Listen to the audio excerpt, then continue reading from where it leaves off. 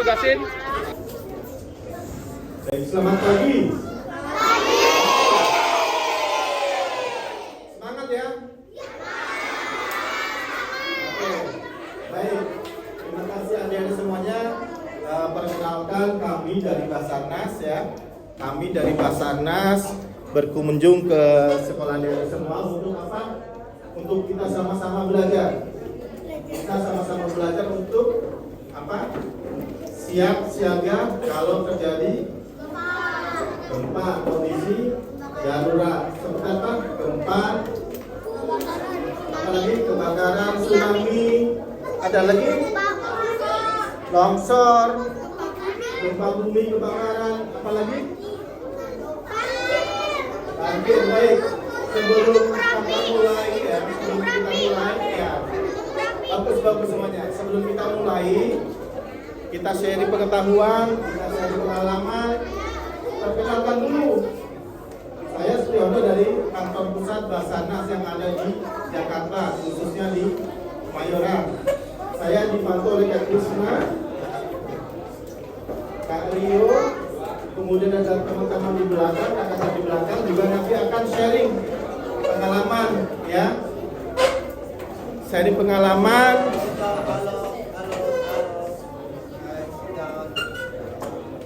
Sharing pengalaman apa yang harus kita lakukan kalau terjadi kondisi darurat. Nanti adik-adik semua kita belajar sama-sama, ada Kak Rio, Kak Krisna, dan kakak yang lain. Kita sharing pengalaman nih ya. Kalau adik-adik semua udah tahu, udah paham, bisa disampaikan ke teman yang lain di lingkungan rumah atau di tempat lain.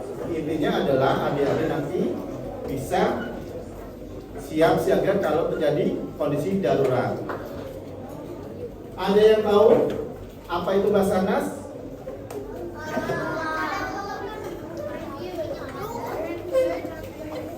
Search and Rescue. Ada lagi? Badan Search and Rescue. Bagus, namanya siapa? Parasya. Baik. Terima kasih, bagus sekali. Apa tugasnya tim SAR? Kalian tahu tim SAR tugasnya apa? Membantu. Terus mencari. Ada yang lagi? Mencari dan menyelamatkan. Baik. Adik-adik belum tahu sebenarnya apa Basarnas ya, kita ada sama-sama nanti ada dipandu oleh Kak Krisna ataupun Kak Rio. Kalau misalnya adik-adik ada pertanyaan, dipersilakan. Semoga pengalaman atau pengetahuan ini akan menjadi motivasi adik-adik semua untuk menjadi bagian dari anggota Basarnas dan juga tentunya adalah bisa membantu dengan pengetahuan bagaimana menyelamatkan korban dengan cara yang benar. Baik, kita mulai ya. Kita mulai. Nanti kita belajar sama-sama. Kalau ada pertanyaan, silakan disampaikan ke kami. Baik, silakan Kak Krisna. Terima kasih Mas Tiono. Selamat pagi adik-adik semua.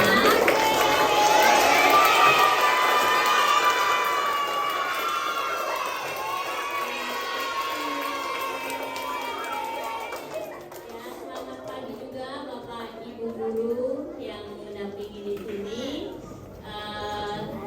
Pertama-tama kita kenalan dulu ya. Oke, ini dengan saya Kak Krisna. Semuanya bisa ya? Siapa namanya? Oke, di sini ada juga Kak siapa? Ya, nanti di sini kita akan belajar sama-sama. Tentang apa? Tentang Basarnas yang pertama. Yang kedua, tentang gimana sih kita menghadapi kedaruratan, kan? Ya nanti kalau ada yang darurat, kita semua siap. Betul sekali. Oke. Nah, adik-adik semua, tadi sudah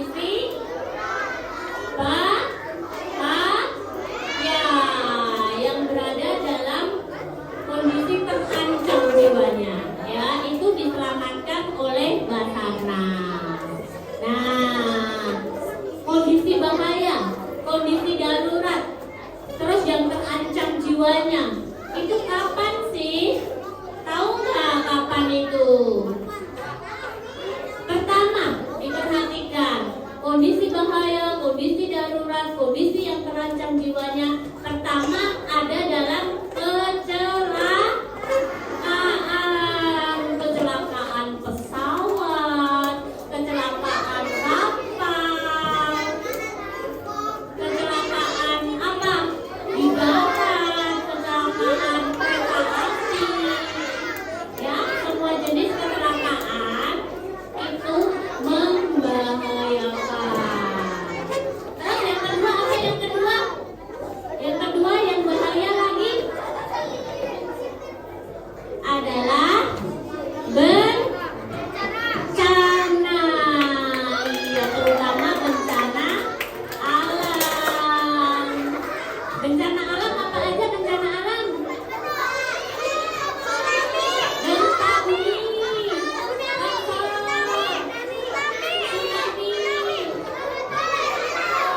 gunung meletus, banjir. Ya. Oke. Jadi yang pertama tadi apa yang pertama tadi? Kecelakaan. Yang kedua bencana. Yang ketiga nih masih ada satu lagi. Apa itu? Iya, itu masuk di apa tadi, bencana kan ya? Satu kecelakaan, dua bencana. Yang ketiga adalah kondisi membahayakan jiwa. Kapan itu kondisi membahayakan jiwa? Misalnya ada orang yang hilang saat naik gunung, ya, atau ada orang yang masuk ke sumur, ya kan, terjebak di sumur. Itu adalah kondisi-kondisi membahayakan jiwa. Jadi ketika terjadi kondisi-kondisi tersebut, pertama kecelakaan, kedua bencana, tiga kondisi membahayakan jiwa, Basarnas akan siap menjadi penolong atau melakukan rescue. Basarnas siap melakukan rescue, oke? Nah, di sini tadi siapa lagi yang suka menolong? Angkat tangannya. Jadi semuanya sama kayak Basarnas, suka menolong orang-orang yang berada dalam kondisi bahaya. Oke. Kalau semuanya suka jadi penolong, kita mau nyanyi satu lagu ya. Lagunya gampang. Basarnas siapa yang punya? Basarnas siapa yang punya? Basarnas siapa yang punya? Yang punya semua bisa? Oke, semuanya tepuk tangan ya. 1, 2, 3.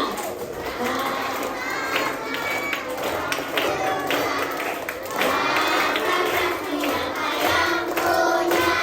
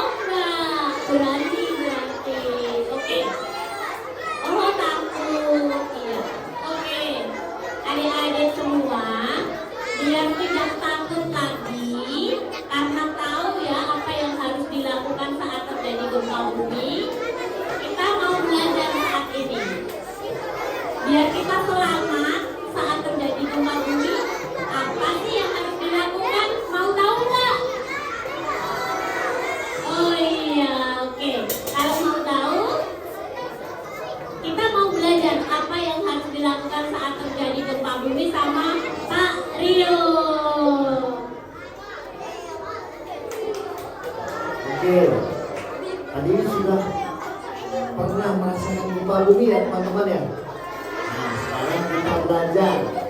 Ada yang sudah tahu? Selain kamu di belakang ada yang sudah tahu gimana caranya?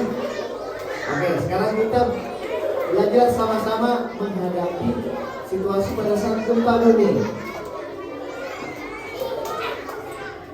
Nah, sebelum Kak Rio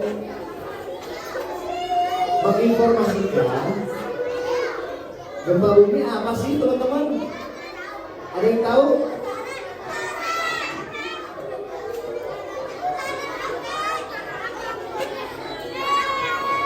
Oke. Kamu siapa namanya? Apa sih gempa bumi? Oke. Earthquake itu apa?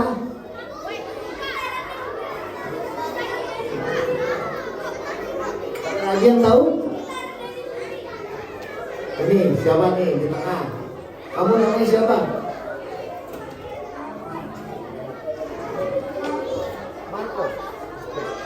Apa gempa bumi?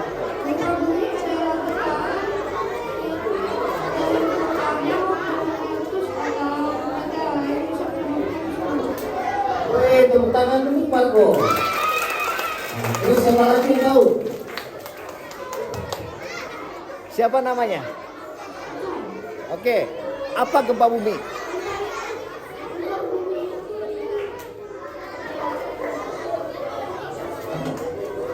Goyang.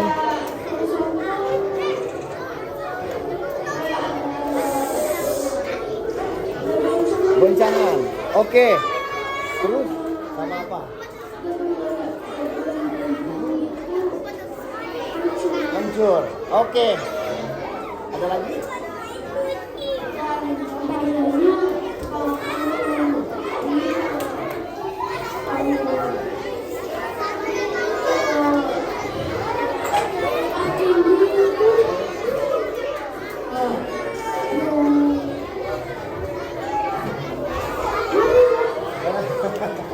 Oke, tepuk tangan dulu buat teman-teman. Ya, teman-teman.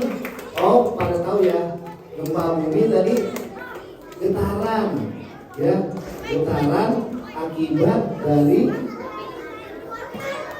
volcano boleh.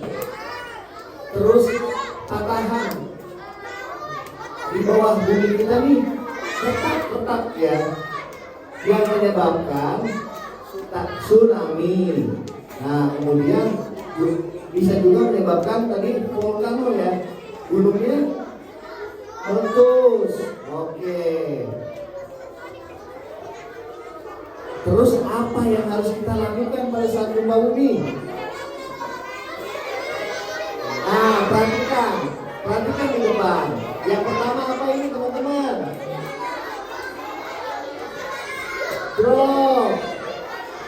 Kemudian yang kedua apa ini? Cover. Yang ketiga hold. Oke. Kira-kira kalau ada gempa bumi, kita sembunyi seperti kura-kura. Kalau seperti kura-kura, bisa nggak kita contohin? Bisa. Coba teman-teman sekarang berdiri. Oke. Nah, misalnya kita sedang berada di ini ruang kelas ya, ruang kelas, kemudian kita terjadi gempa bumi, berarti kan goyang-goyang. Nah terus tadi apa yang pertama? Drop. Ayo kita lakukan drop. Nah, kemudian yang kedua apa teman-teman? Cover. Apa yang kita cover? Kepalanya kita cover. Nah, kemudian yang ketiga apa? Berpegangan kemana? Ke tempat berlindung kita, di kolong kursi atau kolong meja. Ayo kita lakukan seperti kita sembunyi seperti kura-kura. Ayo drop, cover, hold. Ayo. Oke.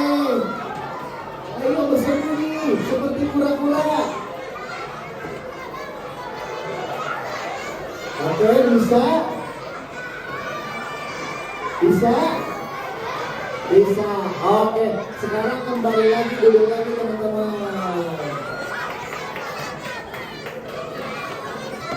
Oke.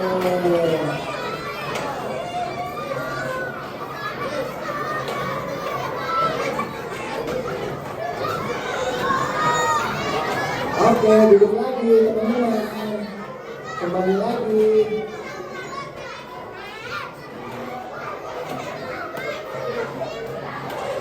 Ada yang belum duduk? Ada yang masih bersembunyi seperti kura-kura? Ayo. Ada yang masih bersembunyi seperti kura-kura? Sudah selesai. Ayo, duduk lagi, duduk lagi. Oke, kalau sudah duduk, Kak Rio pengen ajak teman-teman bermain. Siapa yang ingin ikut Kak Rio bermain? Oke.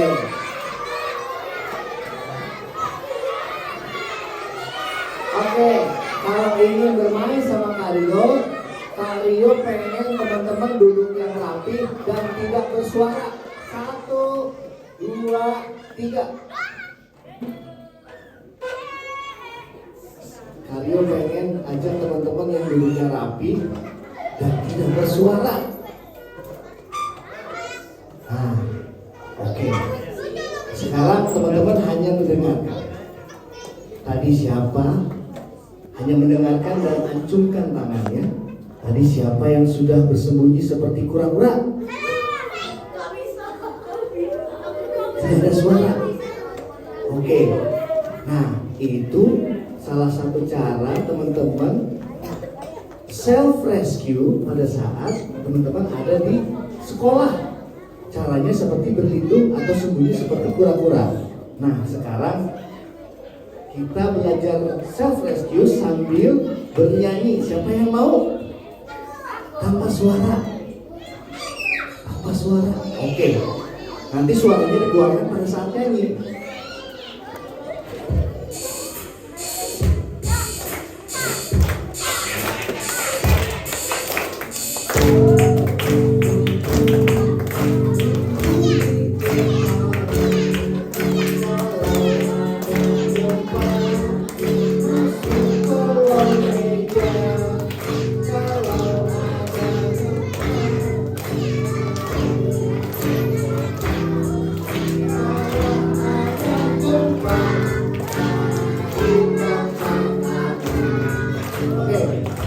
Kita akan praktekkan lagi. Ini ada pengarang lagunya, Kak Norma. Saya panggil Kak Norma dulu.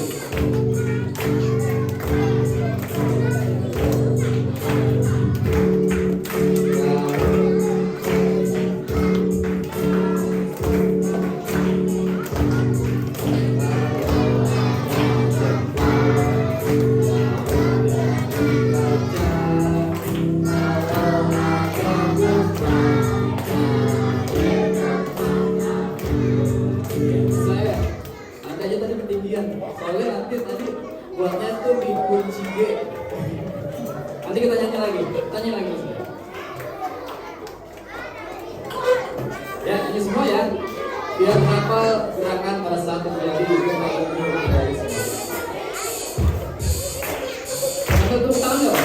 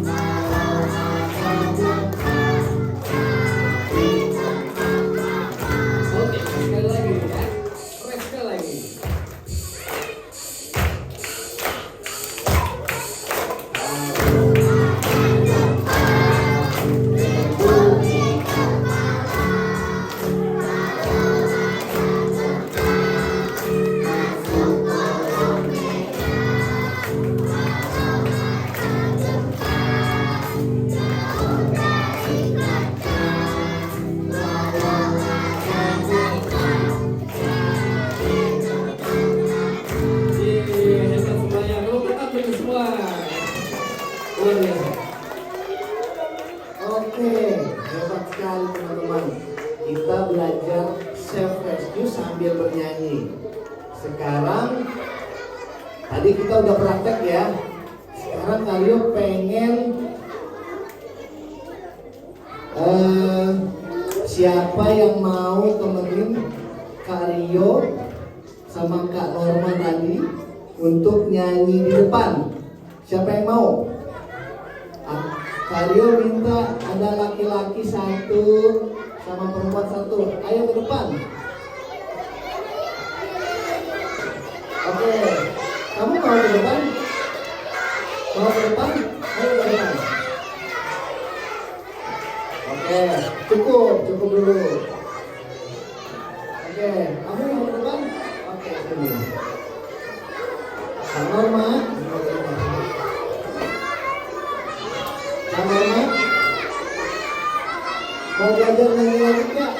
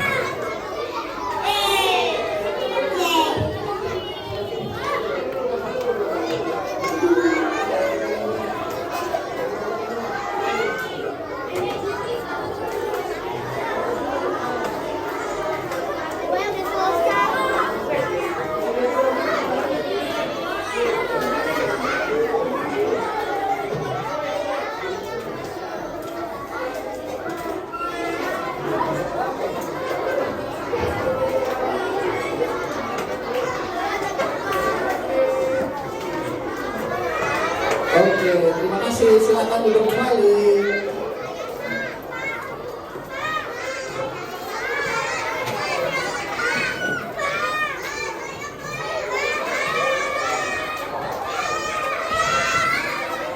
Oke. Nah, tadi kita sudah belajar tentang bagaimana menghadapi situasi pada saat gempa bumi. Terus, kalau gempanya sudah selesai, kita kemana? Ada yang tahu? Kalau gempanya sudah selesai, kita keluar kelas menuju ke lapangan. Nah, kalau di sekolahan Cherry Montessori ini lapangannya mana ya? Apakah itu menjadi titik kumpul? Bukannya titik kumpulnya ada di depan ya? Bukannya titik amannya ada di depan? Nah, kalau di sekolahan ini, ketika terjadi gempa dan gempanya sudah selesai, kita keluar kelas menuju titik kumpul. Titik kumpul kita ada di depan ya, bukan di lapangan ya.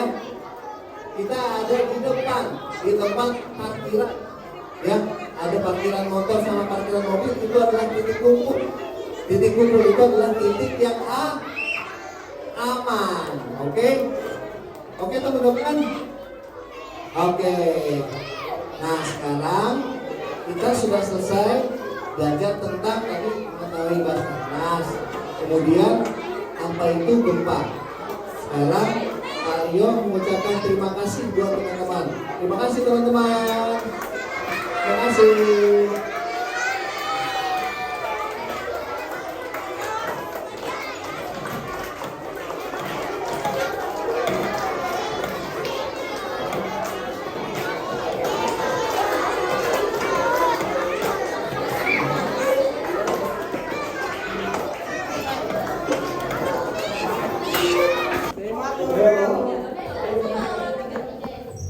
Oke, ini ada sedikit kenang-kenangan dari Basarnas. Jadi 3 orang tadi pada 3 orang.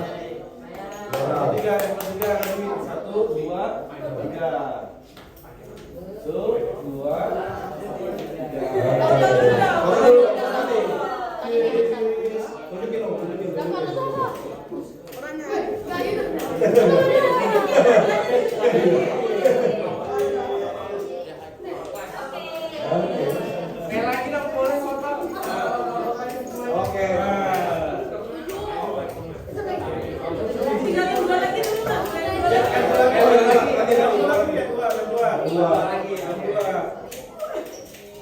Ini apa ya? Kayaknya iPhone 16.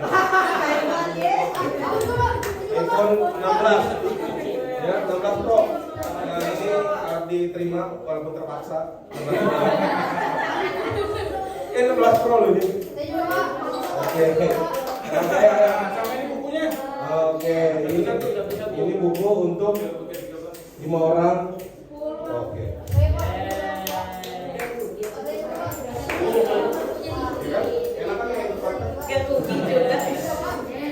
Oke, yuk kita foto bersama. Bersama, yuk. Tengah.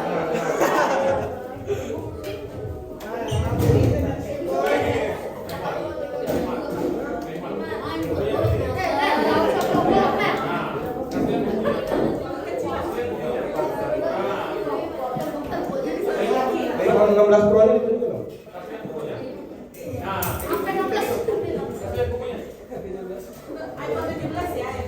Oh, 17 Pro. Oh, udah. Ada pasangan dulu yang punya. Cheese. Katakan cherry. Saya lagi bayangin punya video boleh 1, 2.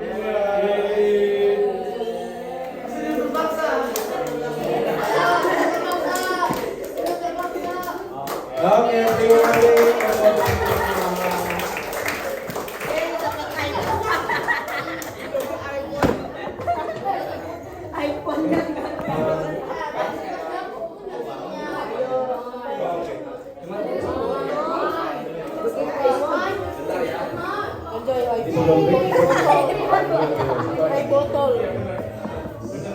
Air botol 500. Gimana? Nanti 16 Pro-nya kalau nggak mau jangan dijual. Buat saya aja. Lihat. Botol. Ada lampu. Ada lampu. Nggak, pasti fans MU.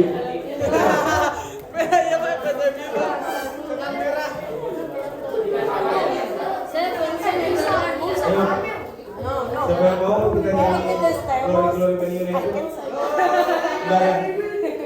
Enggak kan? Ayo tipis kalau bahasa.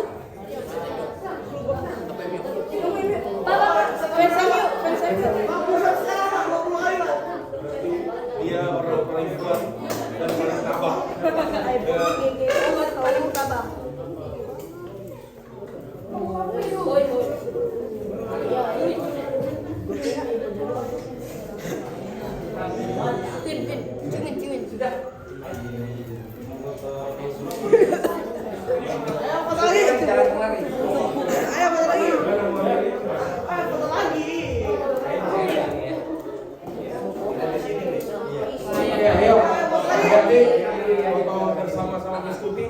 paling tinggi di belakang, yang merasa paling tinggi, yang agak-agak ya kan, di depan, yang agak di depan. Oke, yuk. Ayo, atur ketinggian yuk, atur ketinggian. Pokoknya yang tinggi merasa tinggi. Nah, di bawah. Ini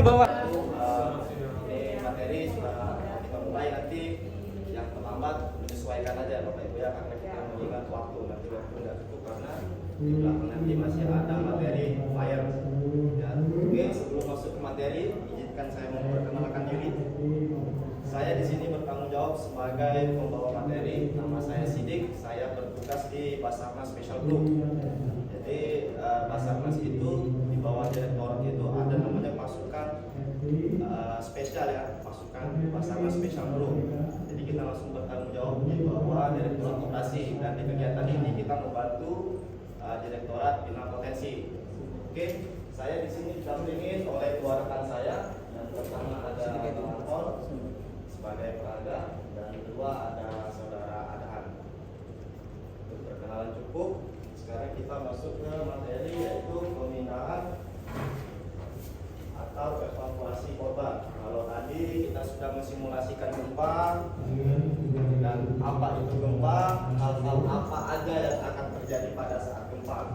Yang kemungkinan itu kalau di dalam gedung kayak ini reruntuhan bangunannya dari beton atau mungkin AC, terus atau benda-benda di sekitar ya. Jadi khususnya pemindahan atau evakuasi korban ini, kita mengevakuasi atau memindahkan korban dari tempat kejadian ke tempat yang aman ya. Jadi kalau selagi korban itu tidak cedera, jadi tidak harus dilakukan pemindahan darurat. Nah, untuk pemindahan korban atau evakuasi korban itu ada dua Ibu ya. Yang pertama itu pemindahan darurat, yang kedua itu pemindahan tidak darurat. Apa aja nih yang harus kita lakukan?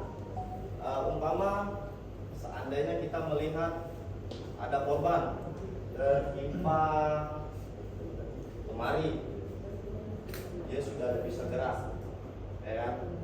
Yang pertama kita tentukan dulu akses masuk sama akses ke keluar. Kalau memang itu kemungkinan ada akses buat masuk dan keluar, silakan lakukan pemindahan. Tapi kalau kemungkinan itu berbahaya bagi untuk si penolong, lebih baik tinggalkan. Karena sifat penolong itu korban tetaplah korban, penolong jangan sampai jadi korban. Karena mindset orang awam, dia tidak bisa asesmen tempat kejadian, maunya menolong, tapi dia tidak tahu di bahaya di sekitar.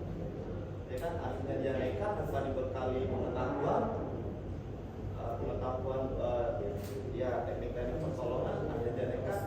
Yang jadikan tadinya dia mau menolong, akhirnya dia pun jadi korban. Makanya itu bisa dikatakan sekali teknik pemindahan. Namanya pemindahan korban adalah proses memindahkan orang yang terluka atau dalam keadaan darurat dari tempat kejadian ke tempat yang lebih aman dengan prinsip mekanika tubuh. Paham ya mekanika tubuh? Ini mekanika tubuh ini.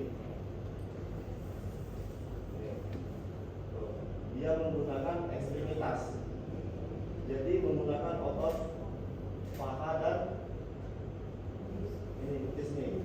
Banyak kan orang biasanya Bu kalau ngangkat beban berat itu dia menggunakan punggung. Ya, ini rawan cedera nih. Ya kalau kita sudah terkena cedera tulang belakang sini, wah sudah susah. Untuk kembali normal itu susah. Nah ini tahapan mekanika tubuhnya nih. Tuh. Jadi dia tetap menggunakan kekuatan ekstremitas. Ya, dari menjangkau proses pengangkatan hingga posisi tegak berdiri. Ini tindakan yang saya lakukan. Oke, lanjut. Tadi akses untuk menjaga korban dan akses membawa korban. Yang kedua, area harus clear sebelum melakukan pemindahan. Ya, clear itu contoh dari pertama pecahan kaca. Biasanya kalau rumah ada kaca, api, apalagi kabel listrik, bisa jadi kabel listrik. Kemudian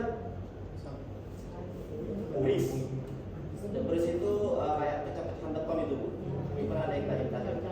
Nah, ya, jadi itu harus di asesmen, bila perlu dikelirkan dulu, dikelirkan buat area evakuasi. Jadi jangan tiba-tiba masuk langsung angkat, tahu-tahu di belakang ada obstacle ini, ada hazmat, api nggak atau apa. Jadi sebelum melakukan pemindahan pastikan dulu aksesnya itu clear dari benda-benda yang berbahaya. Ya, untuk asesmennya. Kemudian ada apa aja nih untuk pemindahan ini? Yang pertama itu tarikan baju, ya.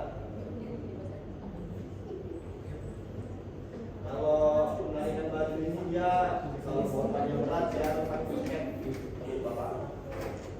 Ikat tadi. Tarik baju ini ikat. Jadi dia jarang digunakan orang ini. Kalau tarik baju itu banyak bisa. Mau nggak mau. Ya, makanya itu jadi disesuaikan ya. Kalau sekiranya bajunya tipis dan taruh baju ya Bu ya, nanti yang ada malah koyak. Kan masih banyak tuh lain. Sebenarnya yang harus tarikan selimut ini. Korbannya terlindungin dari gesekan benda-benda yang di bawahnya ini. Tapi di sini kita punya selimut, ya. Kemudian ada tarikan bahu.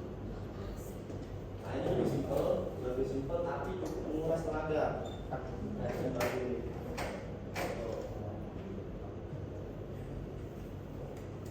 Kemudian ada tarikan dinding. Nah, mendukung. Kalau mendukung ini menyesuaikan tempat. Kalau tempatnya tidak mungkin kita jangkau dengan akses berdiri, gimana coba? Kalau di trafik badan kayak weekend nggak mendukung saya. Ya makanya Saya nggak kuat. jadi menyesuaikan dengan bobot berat korban. Berat. Ini kan banyak tekniknya, nanti akan kita ajarkan beberapa teknik yang mungkin simpel dan kemudian di tempat yang sepisnya itu tidak mungkin untuk berdiri. Nah, ada manufacturer di sini. Ini biasanya ini orang-orang daftar ini biasanya. Ya di lokasi-lokasi kebakaran. Yang jelas ini menguras tenaga ya Bu ya. Kalau untuk pemindahan darurat menguras tenaga sekali.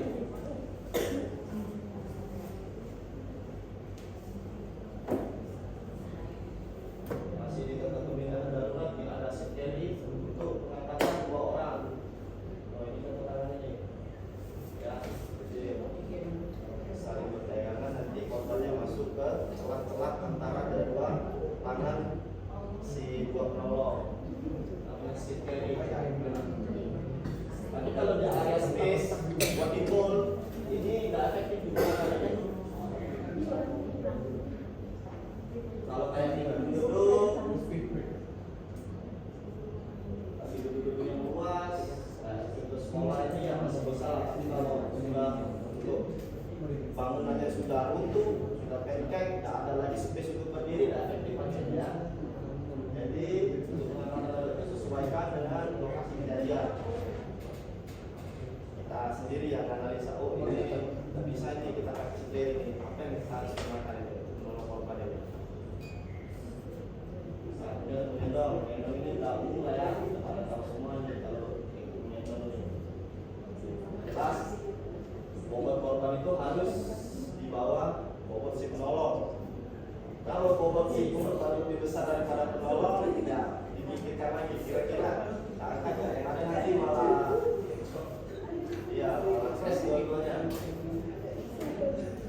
Ada berbagai nah ini nih yang biasa, yang sangat sering digunakan ya, apalagi terutama untuk organ fraktur, patah tulang, ekstremitas bawah. Ya, nih. Biasanya kalau orang-orang tertimpa bangun itu yang paling rentan itu cedera patah tulang. Bisa jadi patah tulang ekstremitas atau patah tulang spinal. saling menunjukkan tadi dua mapak satu orang atau dua orang. Lanjut ya.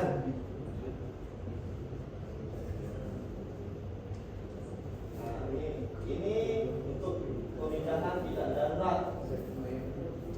Pemindahan tidak darurat nih artinya tidak darurat. Apa bedanya darurat sama tidak darurat? Tidak ada gempa mungkin. Yang gampang, yang space-nya luas. Ya, Ya, space luas, kemudian di tempat kejadian tidak ada mungkin ada bangunan yang runtuh, tidak ada benda-benda yang berbahaya, ya. Jadi tidak perlu cepat-cepat dipindahkan. Kalau pemindahan darurat artinya harus segera, ya, segera dijangkau, segera dievakuasi dengan pertimbangan tadi yang pertama asesmen, kemudian clear area.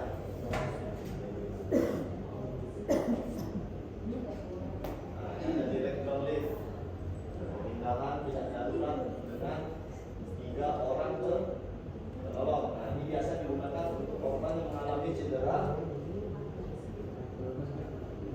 tulang belakang. Nah, jadi kalau korban mengalami cedera tulang belakang, kita melakukan pengangkatan dengan 3 orang penolong yang disebut dengan direct lift. Ya, karena kita berusaha memastikan si korban mulai dari kepala sampai ke ujung pangkul ini dia tetap lurus dan tidak ada pergerakan. Ya, karena prinsip seorang penolong itu dia kalau bisa jangan menambah cedera. Ya, cedera yang sudah ada itu distabilkan, jangan sampai cedera. Ya, karena kalau sudah cedera tulang belakang ini bisa merambat nih, bisa tulang pangkul, bisa yang putus.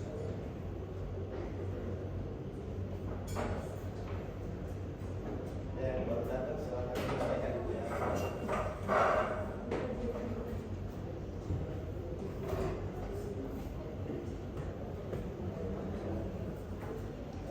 Sampai sini masih ada yang bingung terkait pemindahan darurat dan tidak darurat atau darurat?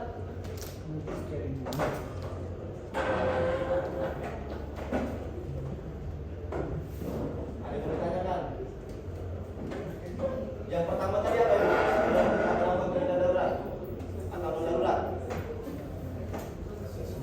Asesmen. Asesmen ya. Asesmen tentukan jalur masuk dan keluar ya, jalur evakuasi. Itu yang pertama itu. Jangan bingung-bingung nanti. Artinya nanti setelah kita masuk ke lokasi kejadian ada shock, ada gempa susulan, kita bingung lagi. Ya. Ketiga, clear area ya, benda-benda yang berbahaya. Sudah lakukan segera pemindahan. Kalau untuk darurat, kalau non darurat, kayaknya tidak perlu karena dia tidak darurat.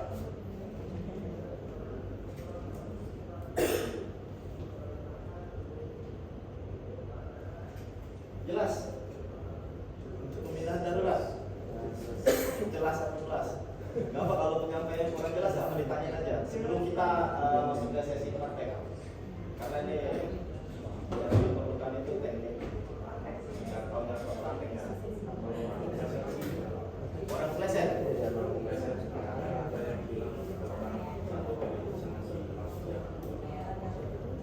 Oh, jadi maksudnya ini takutnya kalau flash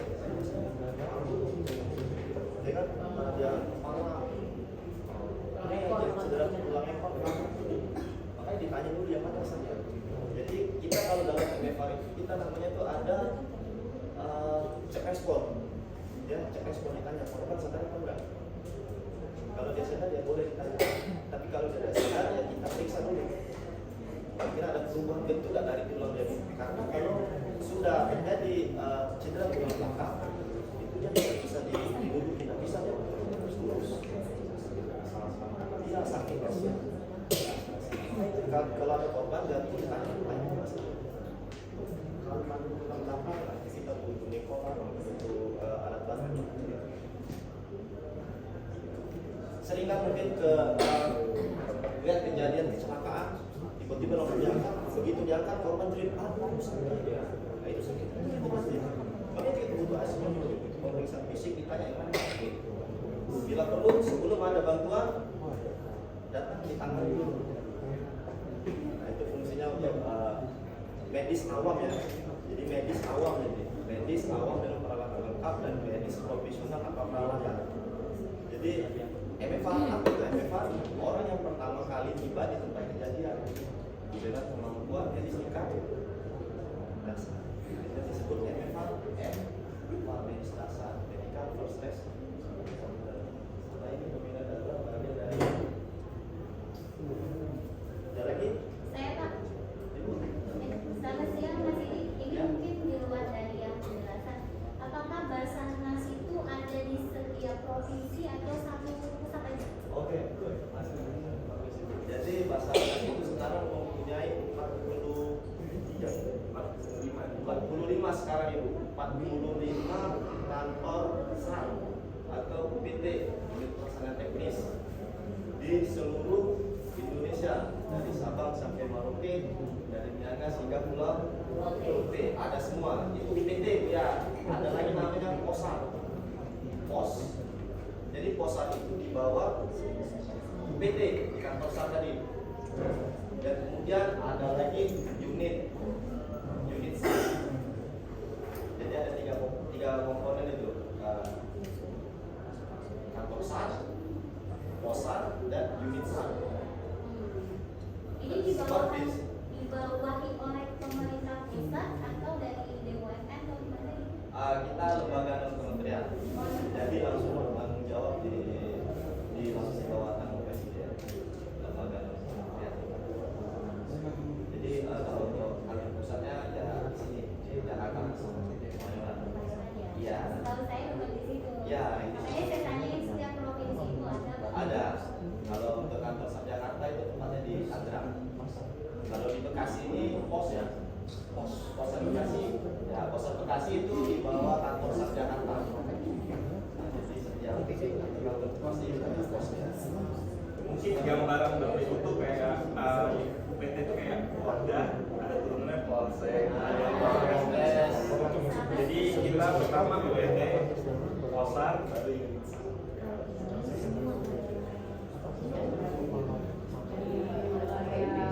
Ya, tetap komandonya dari kantor pusat dan kantor pusat bertanggung jawab langsung. Nah, tidak seluruh kecamatan karena memang SDM kami masih terbatas. Ya tidak bisa dibandingkan dengan polisi atau tentara yang sampai ke kecamatan. Tapi dari Sabang sampai Merauke sudah ada.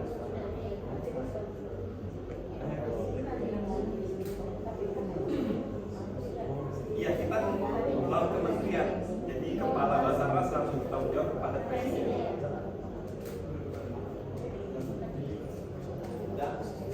Ada lagi? Ada lagi? Tidak semua kecamatan ya.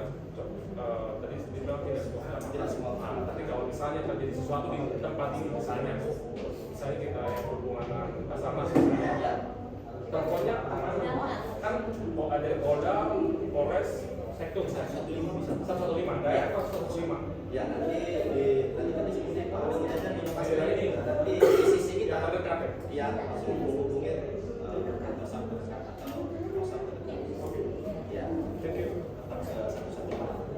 Jadi Pak, kantor pusat itu punya BCC 115 itu masuk ke BCC, Basarnas Command Center. Itu mengomandoi seluruh Indonesia, itu memonitor 24 jam pergerakan Indonesia. Jadi semua UPT laporannya ke BCC itu 24 jam non-stop. Itu ada di kantor pusat Basarnas, namanya Basarnas Command Center. Emergency call kita di 115. bebas biaya Pak ya. Bebas biaya. Ada lagi? Kalau tidak ada lagi kita masuk ke sesi praktek. Dan tidak secara imajinasi ini gimana nih kok tiba-tiba orang yang berdiri nih, kira-kira kayak mana nih? Cek. Cukup? Langsung masuk ke praktek. Oke, baik. Kita masuk ke sesi praktek. Yang pertama itu tarikan bahu, ya. Karena waktunya singkat, jadi kita kasih satu item, satu teknik pemindahan darurat, ya. Yang pertama itu kita kasih penarikan bahu. Tangan boleh di sini.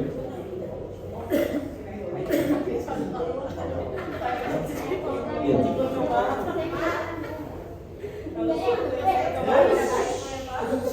Umpama ini korban sudah baring nih, korban tidak sadar.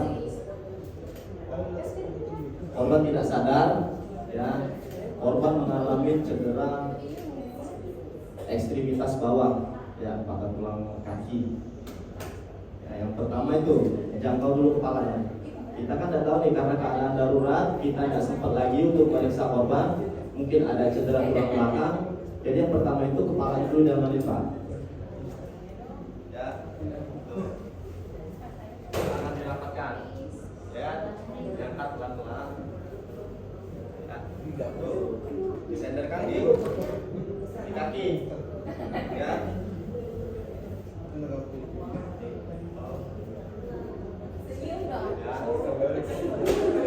Korban kasih posisi paling nyaman, ya. Ini nyaman ini. Yang pertama itu nih, kita mundur dulu, satu baru tarik. Tuh, jadi korban tetap posisi nempel di tubuh, ya, dan tetap menggunakan mekanika tubuh, tidak boleh menggunakan panggul, pada panggul.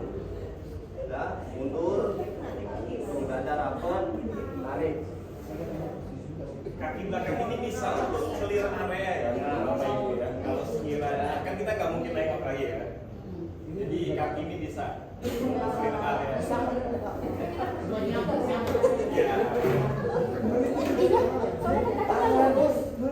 Sekiranya korban masih sadar, bisa sambil diajak berkomunikasi. Lagi ya, ulang ya. Tuh, yang pertama kita tarik kepala dulu, diambil.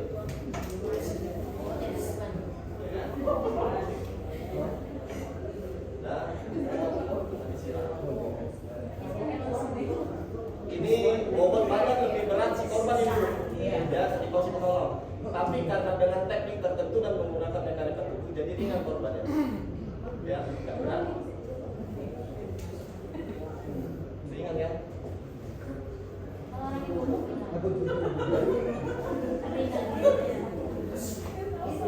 Kita tidak bisa memilih korban siapa yang jadi yang Bapak Ibu lebih over pasti kita tolong, nggak mungkin kita tinggalkan. Ya, ini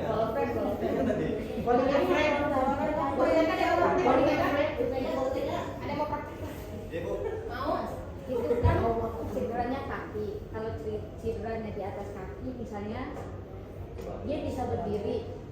Bisa berdiri? Ya, si korban masih bisa berdiri. Bagaimana cara untuk memberdirikan si korban itu? Oh, oke. Soalnya cederanya di Sekarang bawah. kita masuk ke Iya, cederanya saya.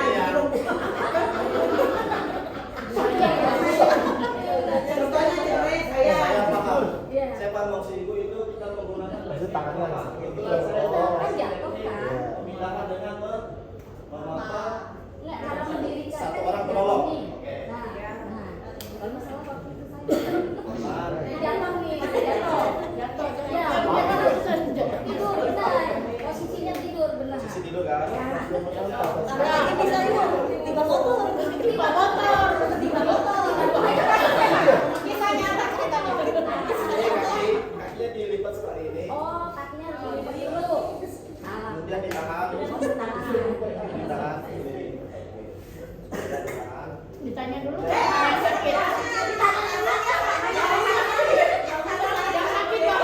Tangannya patah, Pak, tangannya. Ini kisah nyata, Pak. Tangannya sakit.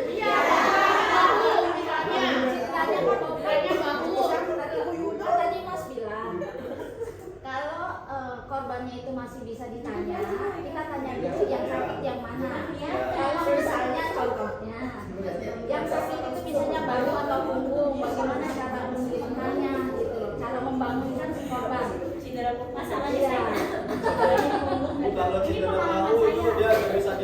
nanti kita harus pakai tandu.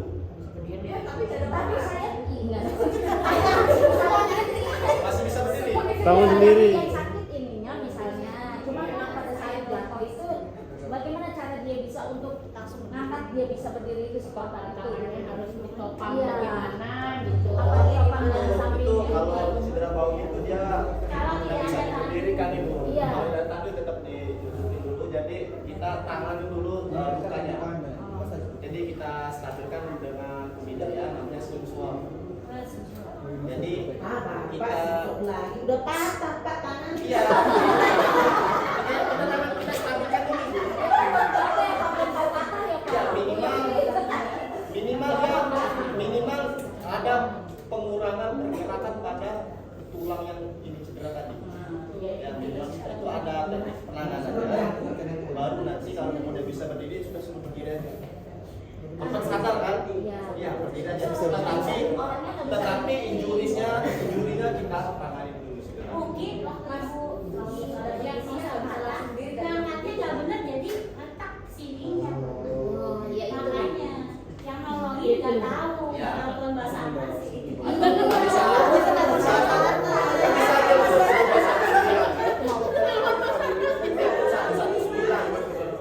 SPGDT. Nggak ada respon Pak, semua hujan deras. Itulah fungsinya ibu. Jadi sebelum melakukan perjalanan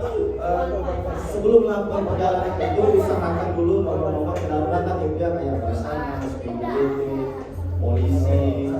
Jadi kalau suatu tiba-tiba terjadi hal-hal darurat di dalam tidak ya jadi itulah namanya utamakan keselamatan selain safety ya orang-orang nomor call center juga kita.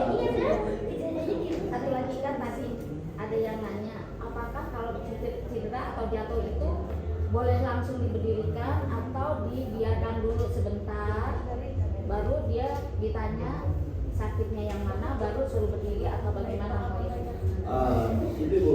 Jadi perlu komunikasi itu perlu ya, komunikasi sama korban. Jika selagi korban itu sadar, ya tergantung cederanya Ibu, cederanya apa. Kalau selagi dia bisa berdiri, ya monggo nggak apa-apa boleh saja. Tapi kalau dia nggak sanggup lagi berdiri, bisa sampai pun ambulan datang. Jadi jangan langsung nggak boleh, nggak boleh. Apalagi kalau korban patah tulang itu paling rentan Ibu. Jadi kalau korban patah tulang itu jangan sekali-sekali dirubah bentuknya. Jadi, kalau memang bisa ditangani, tangani. Ya, ditanganin cederanya. Kalau tidak bisa, telepon SPGDT atau Basarnas. Gitu. Jadi takutnya cederanya ngerembet kemana-mana. Yang harusnya tadi letak apa? cuma dislokasi Cuma dislokasi kali nanti begitu kita gerak-gerakin nongol lagi tulangnya. Tambah lagi ya luka terbuka. Kasihan kan sama korbannya itu. Jadi berdirinya di mana tadi? Jadi berdirinya di mana? ya kalau memang sendiri lah. Bahunya kita harus kan? Bahunya kalau mau diangkat gimana? ya dia disuruh berdiri kakinya aman kan? Ya aman. Tapi kalau susah berdiri Kalau susah berdiri jangan diberdiriin, pakai tas. Iya, tetap tahan. Kalau misalnya nggak ada tandu mungkin di rumah ibu kan ada entah papan atau apa yang sifatnya datang atau sifatnya darurat. Iya. Itu bisa digunakan. Diusahakan kondisinya tidak ada gerakan lebih untuk meminimalisir korban. Makanya yang cedera kan tangan itu, yang cedera kan tangan, bukan kaki. Artinya kalau dia cedera tangan masih bisa dong berdiri. betul gini nggak bisa karena dia udah segini begini nggak bisa gerak-gerakin kecuali tangan di sini. Oh tangan yang sebelah masih bisa. Di papa aja seperti biasa itu, di papa aja, di papa nggak apa-apa. Kalau dia masih bisa berdiri, kalau memang tidak bisa berdiri pakai tandu. Ya pakai tandu kalau dia bisa berdiri. Mungkin dia ada kebentur kan kepalanya pusing. Ya kan kita tahu mungkin dia mau jelasin juga udah trauma mungkin agak setengah kesadaran. Biasanya kalau orang patah tulang jatuh dari motor itu kasusnya trauma itu ya kasus trauma ya. Kasih minum ya, jangan. Banyak orang kasih minum biar tenang, kasih minum.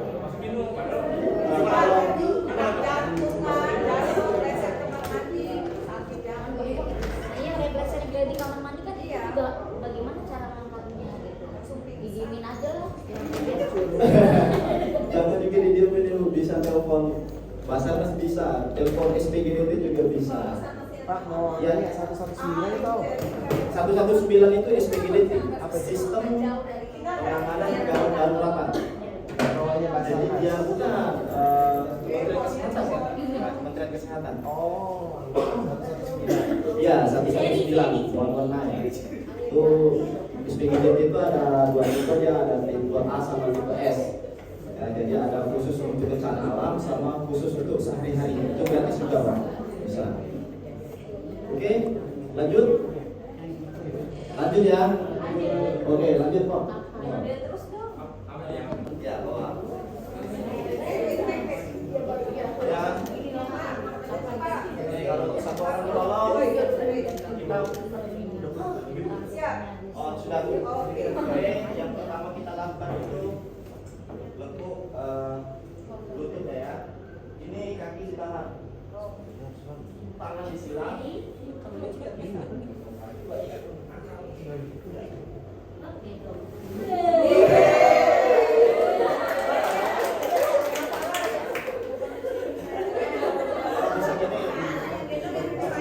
bisa langsung apa?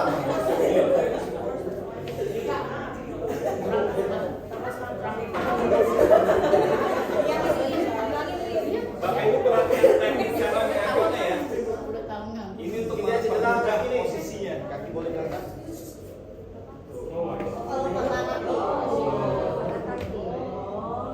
ini harus bagus ya Pak. Sepatunya harus bagus. Sepatunya harus bagus.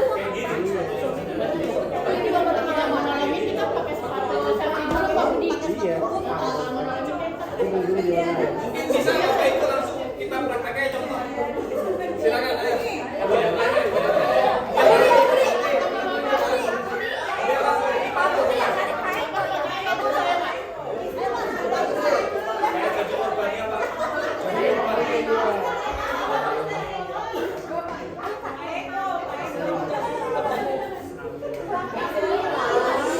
Baik kok. Itu 2 Baik orang, kok. apa 2 orang.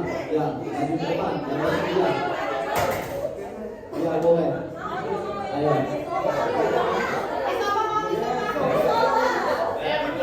Dapat 2 orang, itu 2 orang.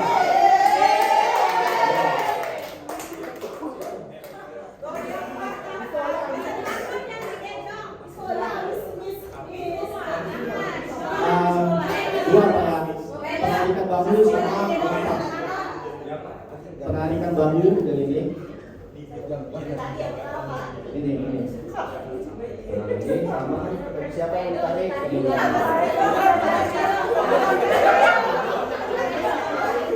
Ayo, ibu mau coba? Ayo.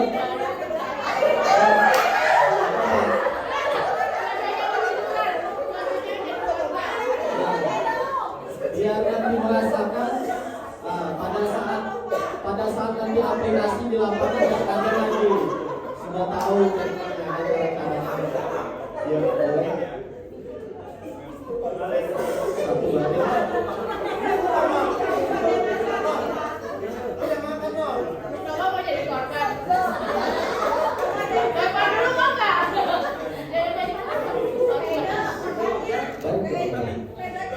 Ya, tahap-tahapannya nggak Pak ya?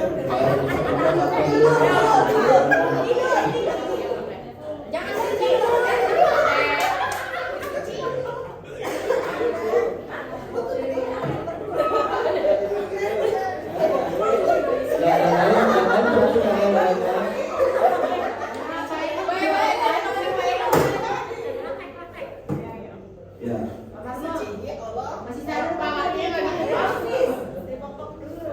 Ya, usahakan korban selalu Nanti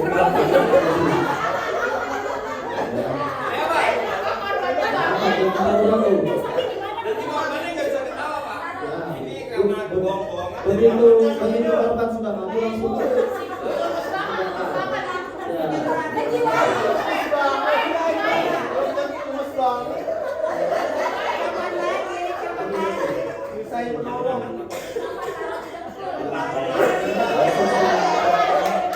Tangannya disilang, tangannya Tangan Abang masuk.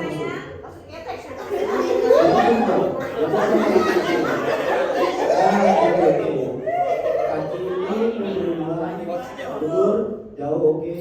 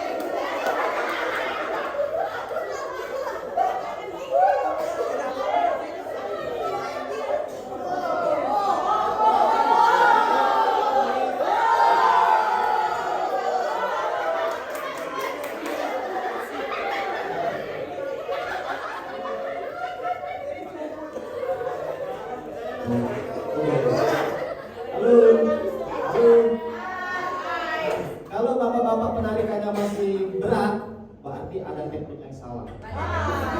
Makanya harus sering-sering mengaplikasikan. Dan kurang lebih tekniknya tadi seperti itu. Ada lagi kemudian kita teknik memapak. Ya, dua orang lagi. Cewek, ibu dua orang, ibu dua orang, bersedia. Yang memapak.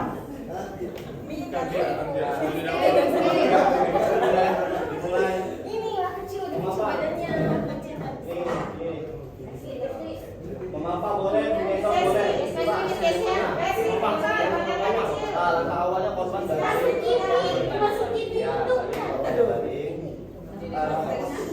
Bapak posisi lebih depan.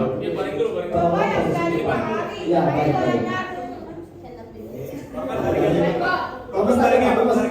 Kamu saja atas saya. Percaya aja Pak. Ya. Kakinya dilipat dulu. Dilipat.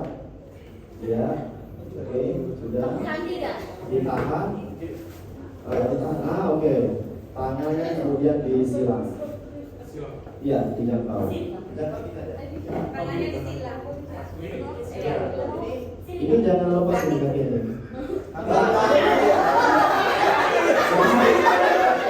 Jangan turun juga, Pak.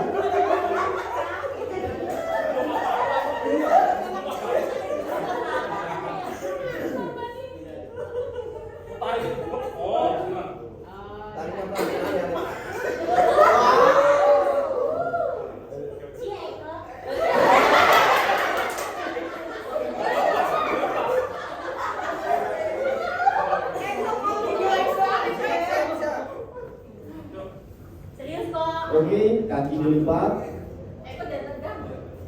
ditahan menggunakan tungkai, kemudian menjangkau tangan disilang, lalu satu.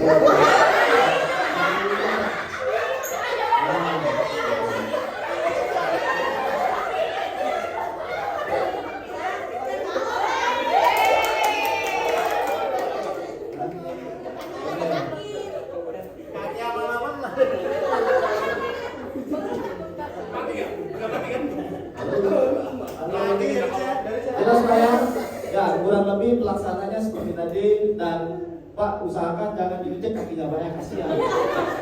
Ya, dia cukup kita aja menggunakan tungkai. Ya, pisau kaki.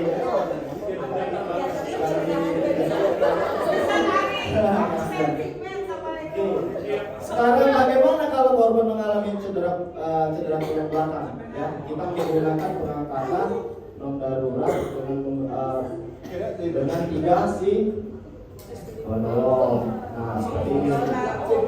Ya, 3 orang bantu. 3 orang. Bantu dulu.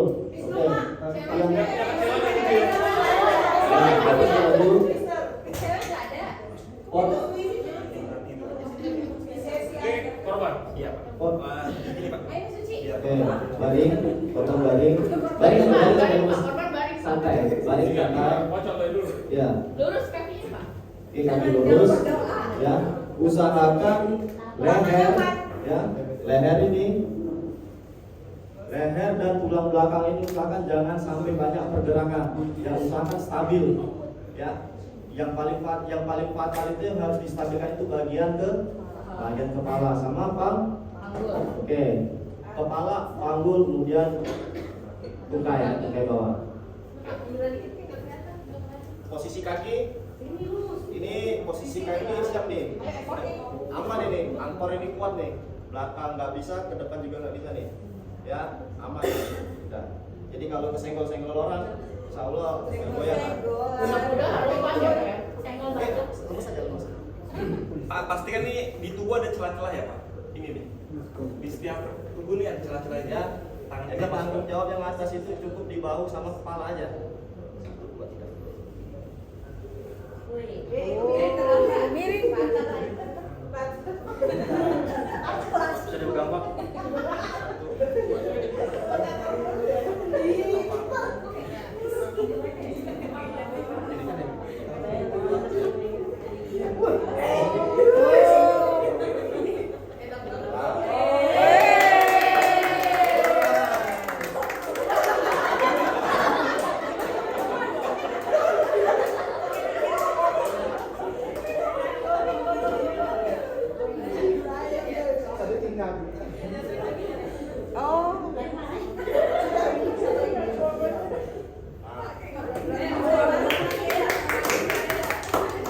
Jadi seperti itu gambaran untuk pengangkatan korban mengalami cedera tulang spinal dan dengan pegang penolong. Itu kan kalau di ruangan ya Pak, gimana kalau di jurang,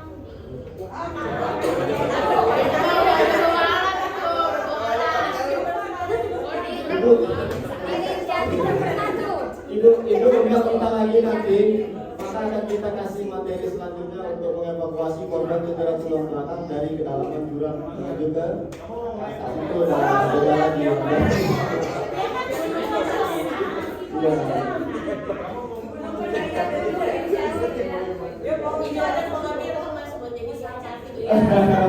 Itu udah beda lagi materinya Ibu, itu sudah lebih ke ya membernya ada, terus kontenernya ada, ya lebih ke tali kemali atau pakai tandu ya, lebih detail lagi itu.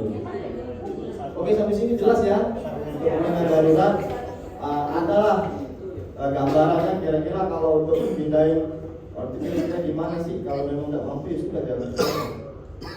Ya kalau memang kira-kira mampu ya gunakan teknik yang barusan dipraktekin tadi.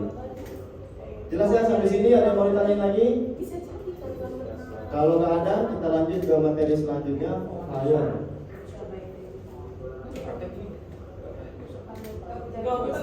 Oh, mau praktek? Pengangkatan 3 orang. Gantian yang belum. Yolanda. Belum.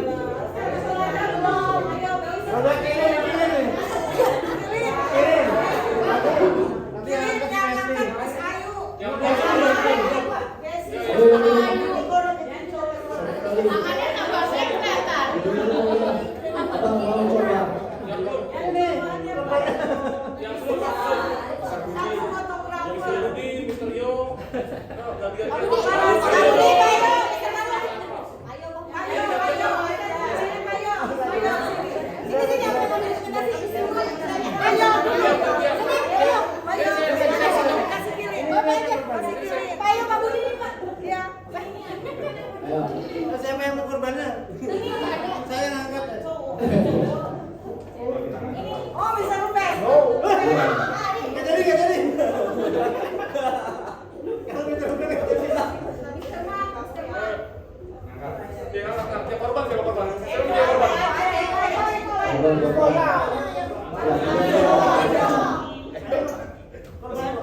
Saya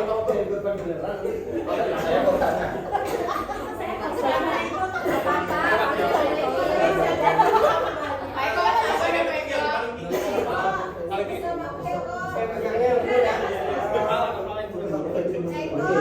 Komandonya aba-abanya ada di bagian kepala ya. Apa-apanya di bapak Jadi aba-abanya di bagian kepala. Kalau ada apa kan nggak apa-apa. Bagian kepala sama bahu. Paling di atas. Ya. Kita akan dilihat dulu. Kalau memang korbannya tidak sadar, dia dari sini boleh diikat dulu. Diikat harus ini. Bapak boleh panggul ya. Saya rabot. Saya rabot. Iya. Bapak bagian itu Leher, seribu leher. Bangunnya leher. Di aba-aba dari kepala ya. Jadi korban aja lucu ya. Ini calon korban gempa. Ya, aba-abanya Sehari 2 tahun, sehari 2 3. sehari 2 tangan. Nanti pojok ditaruh di sini dulu ya Pak. Di sini.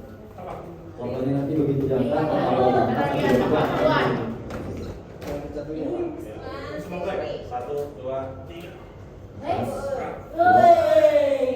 Ya, dimiringkan, dihadapkan ke psikolog. Ya.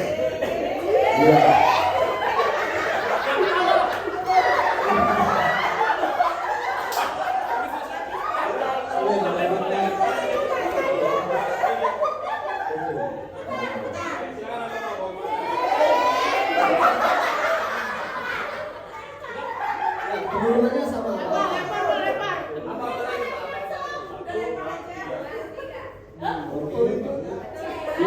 dilurusin dulu. Nah, dilurusin baru. Tanding. Dan banting.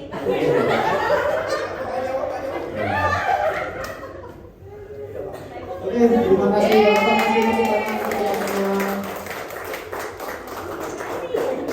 kurang lebih untuk tipe-tipe penggunaan atau pengangkatan darurat dan darurat seperti tadi ya, karena waktu kita sudah habis, kita akan masuk ke materi selanjutnya Pak ya, dan mungkin nanti di kesempatan lain, di waktu yang lain kita bisa bahas lebih banyak materi saya. Materi selesai sampai sini, saya serahkan kepada pembawa materi selanjutnya. Apabila ada salah kata, saya mohon dimaafkan. Kalau saya mohon ampun. Dan berakhirlah sesi materi pembinaan darurat. Selamat sore.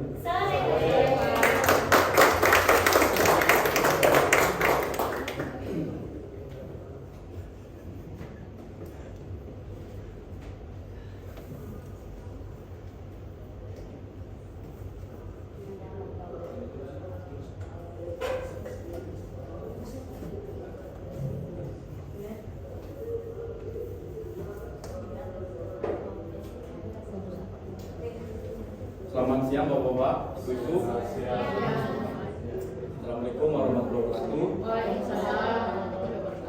Perkenalkan, nama saya Adhan. Saya dari Basarnas. Saya satu kantor dengan Bapak-bapak dari Pak Anton, Pak Sidi, Pak Krisna, dan yang lain-lainnya. Kami berdinas di kantor pusat di Jakarta, Kemayoran tepatnya. Pada sesi kedua, kita akan membahas atau sharing session tentang basic fire, ya, basic fire.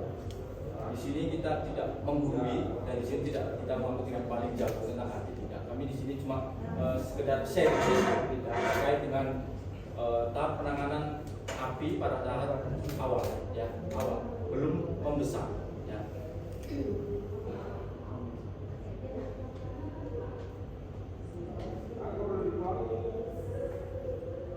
Pertama, apa itu kebakaran? Ya. Kebakaran itu reaksi kimia cepat antara bahan bakar dengan oksigen yang menghasilkan panas, ya, cahaya dan gas.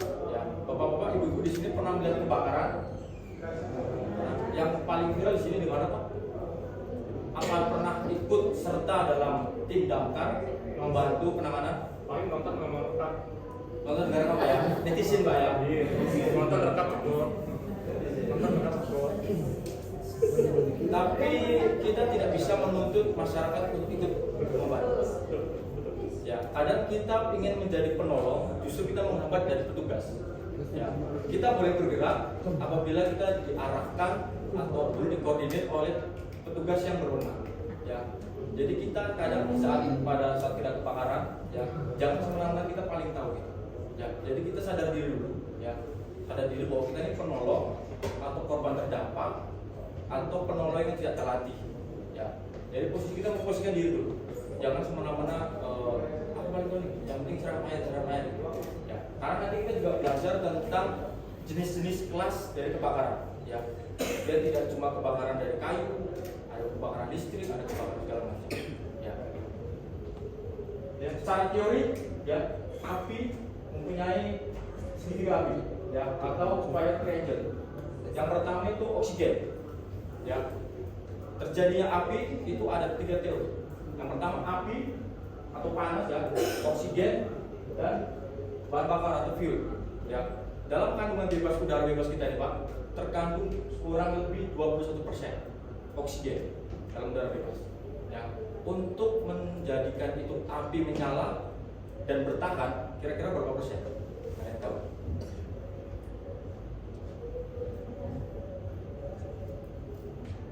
Ya, kurang lebih 16%. Ya, 16% api itu bisa menyala dan bertahan.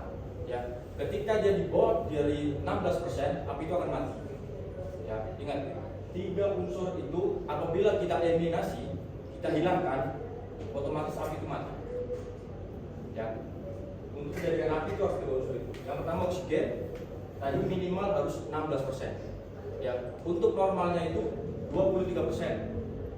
Ketika dia lewat dari 30%, 23% itu akan ada seperti api yang menyala seketika atau bisa menyebabkan ledakan. Itu berarti kadar oksigennya lebih dari 23% ke atas sampai 60 atau kadang pernah lihat nggak kalau kebakaran itu di laboratorium dia mempunyai oksigen murni itu biasanya ada ledakan di situ karena kadar oksigennya tinggi. Jadi ketika kita melihat ledakan atau kebakaran itu kita lihat jenis kebakarannya apa dulu, apakah itu laboratorium ataukah bahan bakar api. Jadi nanti di situ kita tahu bahaya-bahayanya. Ya. Oksigen, kemudian panas. Panas yang ditimbulkan bisa dari paparan matahari, bisa, atau gesekan, ataupun instalasi listrik yang konslet, ya, ataupun petir, dari petir juga bisa. Itu mengantarkan panas. Kemudian yang ketiga ada fuel atau bahan bakar. Bahan bakar itu bisa dari padat, cair maupun gas. Kalau padat itu seperti bisa kayak apa contohnya kalau padat yang bisa terbakar? Kayu, kertas bisa kertas, kain, plastik ya. Terus kalau yang cair kira-kira apa? Pak? Bensin, spiritus, tanah. Dinner bisa Bu ya, Pak? Dinner ya. Jadi teorinya juga ingat untuk terjadinya api ada 3 unsur ya. Yang pertama Pak? Oksigen. Panas. Bahan bakar. Apabila salah satu dari ketiganya itu kita eliminasi, otomatis api itu padam. Jelas nggak betul saya itu? Ya, tadi saya bilang ada beberapa jenis kebakaran. Ya, kita bagi beberapa kelas. Ya, yang pertama itu kelas A. Ya, kelas A itu paket non logam benda keras. Contohnya seperti tadi yang bapak-bapak, ibu-ibu bilang ada kertas, ada kayu, ya, ada plastik. Ya, dia bisa ciri-cirinya itu bisa hasil dari pembakaran itu terjadi dari abu atau arang. Itu kelas 1. Ya, dia pemadamannya bisa pakai air, ya, bisa menggunakan foam, bisa menggunakan dry chemical powder. Kemudian yang kelas B, dia spesifik ke gas maupun uap, seperti yang tadi yang bensin, cat, dinner, gas LPG dan lain-lain. Nah, kira-kira nih, kalau dia kebakarannya listrik, bisa nggak kita menggunakan air? Gak bisa ya Bu ya. Kenapa alasannya? Nyetrum ya, karena air mengandung menghantarkan. Ya, yang ketiga tadi listrik. Kalau listrik dia menggunakannya gray powder yang seperti ini. cuman dia menggunakan yang khusus. Kalau yang ini kan yang tipe kelas A, B, C. Kalau yang listrik dia ada yang powder itu jenisnya yang metal X, tulisannya metal X, powder chemical powder metal X. Kemudian yang D itu kebakaran logam, contohnya seperti aluminium, besi, baja, tembaga. Ya. Yang ketiga kelas K, atau kalau di Eropa itu kelasnya F. Dia biasa kebakaran itu bahan makanan seperti minyak goreng, lemak, bahan bakar makanan itu. Sering terjadi kebakaran di restoran seperti itu. Ini cukup susah untuk memadamkannya. Dia harus menggunakan baik chemical yang dry, yang baiknya dry. Kemudian yang CO2. Untuk kelas-kelasnya ada gambaran atau bingung? Main bingung ya. Jadi ringkasnya gini Pak. Yang kelas paling ringan itu kelas A. Ya, dia benda padat tapi non logam seperti kayu, kertas, plastik. Contoh pembakarannya, hasil pembakarannya itu berubah jadi debu atau arang. Ini kelas A. Plastik bisa, karena ada sisanya tuh yang hitam-hitam. Melelehnya itu termasuknya abu atau? Iya. Kemudian yang kelas naik kelas kedua, dia uap, ya, dia bisa ada cair seperti bensin apa segala macam. Naik lagi ketiga itu listrik. Yang kelas C itu listrik, ya. Dia bisa persleting dari instalasi listrik. Naik lagi kelas D itu logam. Itu biasanya di komersil itu ada kebakaran logam. Itu penanganannya juga cukup rumit. Terus yang ketiga itu yang sering paling kita jumpai itu seperti bahan-bahan makanan, seperti dapur. Minyak panas. Ya. Itu pakai itu kan?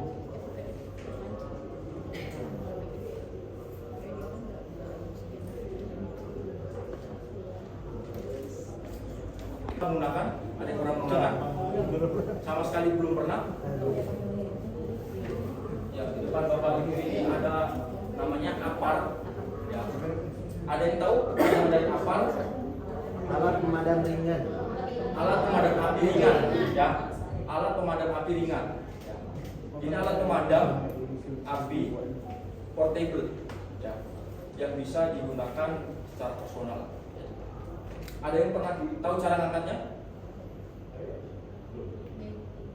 Belum ya? Nanti kita belajar.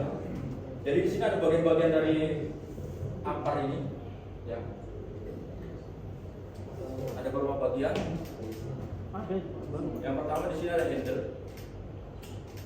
Gunanya untuk mengangkat bisa dengan satu tangan. Kemudian di sini ada valve. Ada valve-nya. Kemudian di sini ada tuas. Ada tuasnya. Kemudian di balik ini ada namanya pin. Ada pin ya. Kemudian ada selang atau hose. Kemudian ada nozzle. Ada nozzle. Kemudian di sini ada pengukur. Pengukur. Ya biasanya kalau berfungsi dia jarum ini menunjukkan pada hijau. Itu berfungsi. Kemudian ada silindernya sendiri. Di bagian silinder dia ada keterangan-keterangannya Pak. Di sini dia mulai dari expired, apa segala pengujian, macam. Terus di sini ada keterangan jenis. Di sini ada keterangan jenis, dia ABC dry chemical powder. Ya. Jadi APAR ini dia jenisnya ABC. Dia biasanya monoammonium phosphate. Dia untuk menangani kebakaran gelas ABC. ABC semua ABC. Jadi yang akan pertama kebakaran yang kayak kayu,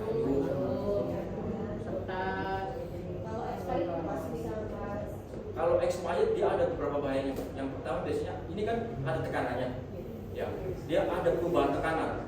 Biasanya nanti pada saat ada perubahan tekanan atau kena benturan sama sekali, dia di bagian silindernya dia ada kebocoran.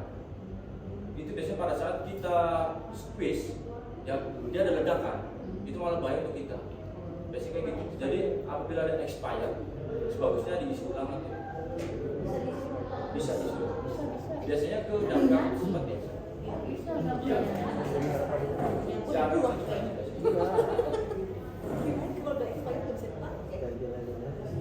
Jadi pada saat punya apa kayak gini, dilihat jenisnya ya Bapak Ibu ya. Karena jenis dry powder itu ada beberapa. Dia ada yang potasium pinokat, ada yang sodium pinokat, ada yang tadi untuk jenis yang untuk di logam. Dia biasanya tulisannya metal strip X gitu. Dia untuk di logam. Kalau yang ini jenisnya ABC dry chemical powder. Ya bisa. Kemudian ini jarak pancarnya. Jarak pancarnya dia kurang lebih 2 sampai 4 meter. Ya, 2 sampai 4 meter. Jarak pancar. Kemudian cara kerjanya dia menggunakan serbuk kimia kering. Dia menyelimuti bagian bahan yang terbakar. Jadi dia menyelimuti. Jadi dia memutus rantai atau reaksi kimia pada saat pembakaran. Dia memutus panasnya itu diselimuti pakai powder ini. Kelebihannya dia mudah didapat biasanya. Kemudian lebih banyak jenis kebakaran yang bisa dipakai itu. Terus apa ya?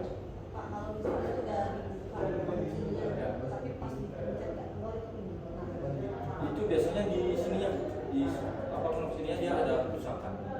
Biasanya dia per setahun itu ada uji kir lagi gitu.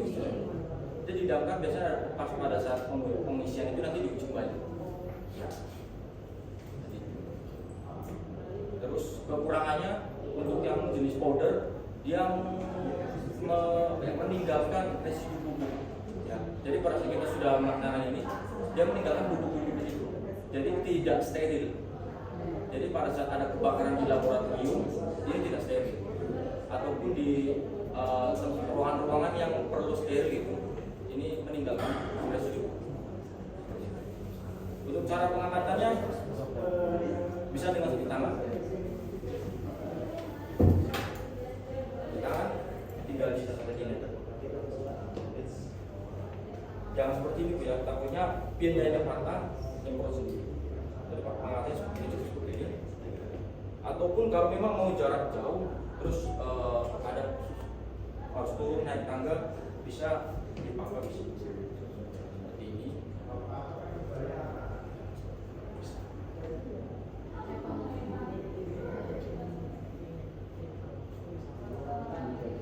Setiap tabung ukurannya sama? Ada berbeda-beda. Ya, dia biasanya ukuran tabung mempengaruhi beratnya juga. Ada yang pernah lihat yang kecil, pernah lihat? Pernah lihat. Terus yang tadi pada saat kita pengecekan yang jenis tabung, nanti lihat kalau dia jenisnya O2, hati-hati pada saat pemegangan mesin. Enggak maksudnya itu nggak boleh dipegang kalau tidak ada pemegangannya. Dia karena bisa terjadi kebakaran suhu dingin. Itu tangan kita kalau kena itu bisa melepuh karena terlalu dingin. Jadi alat ini bisa menolong kita, juga bisa membahayakan kita. Jadi kita harus memang benar-benar tahu ini jenisnya apa, terus kebakaran apa, seperti itu ya. Kalau yang jenis ini tapi yang CO2 itu bisa disimpan. Kalau yang ini harus di ya dilok lagi.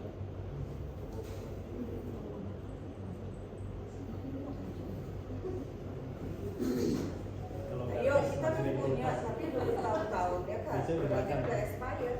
Udah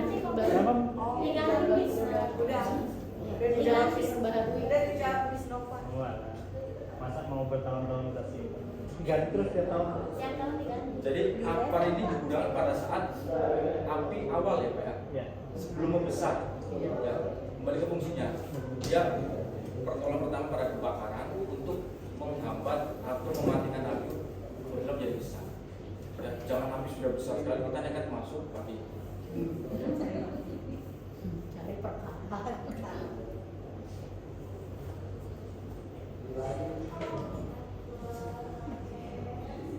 kantor ada pertanyaan? Bapak-bapak ini untuk cara pakai. Nanti kita masuk di sana cara pakai. Ya, Oh, saya mau jangan di sini, cara pakaian di bawah. Oh iya, Pak, mau nanya dong, itu kan dia kan jenisnya serbuk ya Pak ya? Iya. Terus kalau seandainya kehirup itu bahaya nggak? Jonas siapa nih Revan? Oh iya. Siapa itu? Tapi kalau sinetron itu ya. Bapak sebenarnya Terus yang kedua di situ. kayaknya iya deh. Kalau main dekat sini kalau. Kalau misalkan dia berat,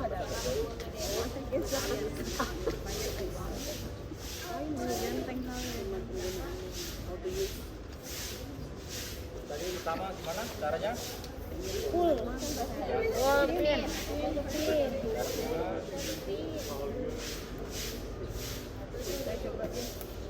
ini pas. Pertama apa tadi? Kemudian Pegang hostnya. air ya.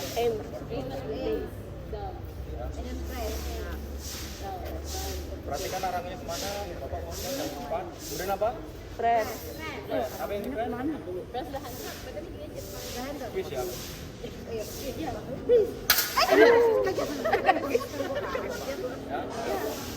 Ingat arahkan ke atas dengan bertujuan tidak mengenai. Ya. Kemudian kita menuju ke api yang kita angkat. Ya. Kemudian kita ya, cara pengambilan menggunakan sweep ya, incar bagian pangkal. Terus dia pada usapnya boleh. Kalau kita buru-buru sekali, ya. Boleh dibantu sama temennya boleh Bu. Bilang pertama apa? Verbal aja Bu. Verbal aja. Pura-pura dicabut. Pura-pura dicabut ditarik kan? Itu ujungnya nih pegang selangnya. Selang. Hold the horse up. Hold the horse up. Ujungnya. Arahkan ke atas, arahkan ke atas. Awas, jangan atas orang dulu. Bawah jangan dipegang. Enggak ada pegang bawah. Bisa. Press atasnya, pukul atasnya. Lagi kurang kenceng. Nah, sekarang praktek. Diri. Ke bawah, apinya di mana? Ujung, pegang ujung. Nah. Jangan belok-belok. Udah. Asik kalau bisa. Ya, dikira mainin. Oke, yang laki-laki boleh Bapak? Siapa Pak? Ayo aja modelnya. Ayo modelnya Pak. Pak Budi belum, Pak Budi. Yang belum, yang laki-laki. Mulu orang belum maju juga. Bisa, sini kamu. Ayo Pak Budi. Sini kamu. Senggol. Dari tahapan awal. Say. Senggol say. Pertama, kemudian tadi kan pertama apa? Pull ya Pak ya? Apa yang ditarik, kemudian air arahkan nozzle ke atas, bertujuan tidak mengenai powder ke orang sekitar. Tarik Pak ya? Tarik dulu. Pura-pura tarik. Enggak mau cuma dipasang lagi. Tarik. Hostnya Pak. Hostnya dulu Pak. Ke atas, Pak. Jangan terlalu dekat Pak. Ke atas Pak. Kanan. Arahin ke bawah, Pak. Bawah dulu. Press dulu. Press dulu, bukannya press dulu kali Pak. Press dulu, Kak. Di awal. Dari awal. Tes angin Pak, tes angin. Press. Dari awal. Bapak duduk dulu. Cari kuda-kuda yang terbaik, jarak satu lengan Pak. Ya. Satu lengan. Jaraknya.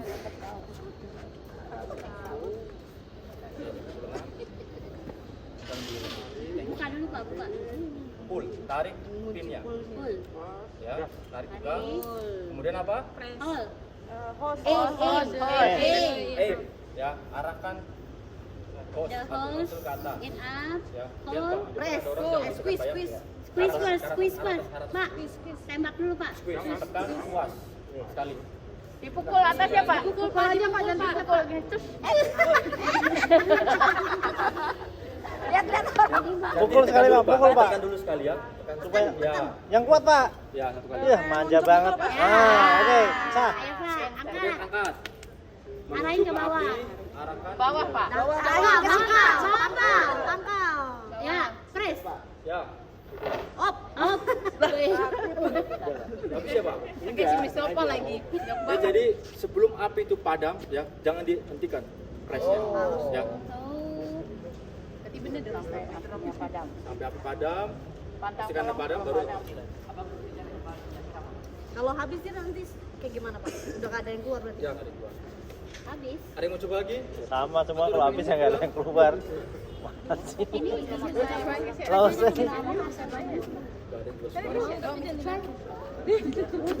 Jangan pada merem. Cuma gara-gara lu. Maiko mau nyoba Maiko. Ya, lause. Ya. Lihat pada pergi aja.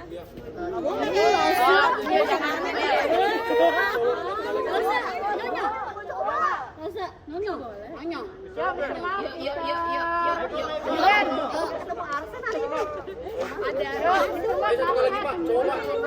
Kalau ada kita tutup. Bisa, sini kan? Nanti ya udah pegangin nih. Cowok yang ngerasa cowok.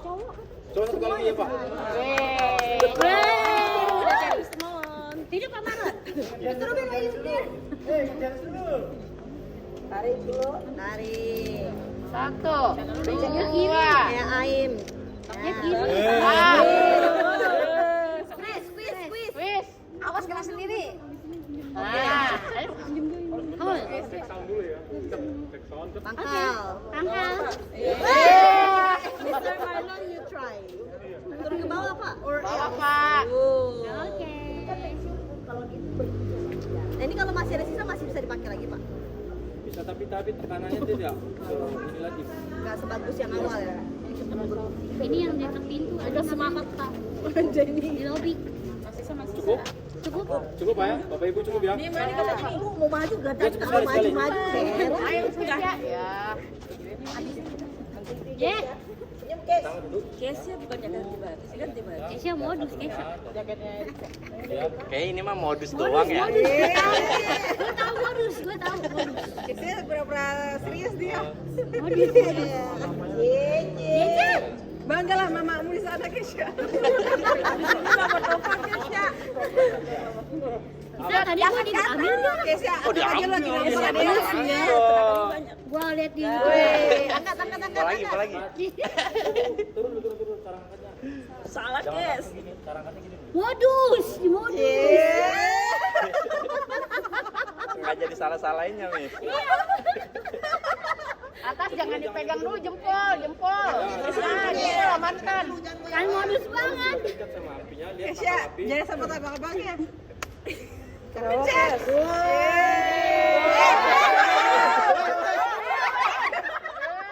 Doyan dia. Modus. Nambah malah. Senengan dia mah. Udah cukup ya Bapak Ibu ya. Cherry and Brighton High School. Basarnas. We are